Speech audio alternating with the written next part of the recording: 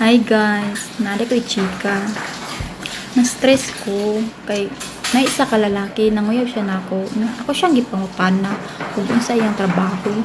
Ana siya, construction daw. Kung ha? Construction lang? Wa ka naglantaw, wa ka naghuna-huna. Kaning dagwaya ni, padulong rag construction.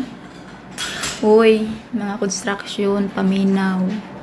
Kabalo mo, nga akong ginapili.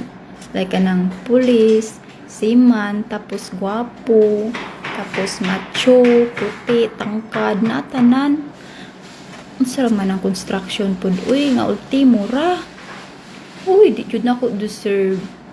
Busa, kamong mga construction, ayaw mong pagtuga-tuga manguyab na ako. Kay ako, lahi akong gipangita. Kanang level,